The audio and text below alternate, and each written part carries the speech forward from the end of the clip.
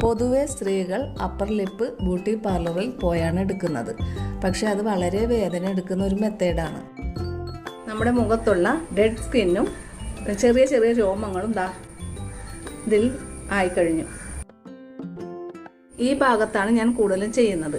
ഈ ഭാഗത്ത് എനിക്ക് നന്നായിട്ട് രോമം വളരാറുണ്ട്.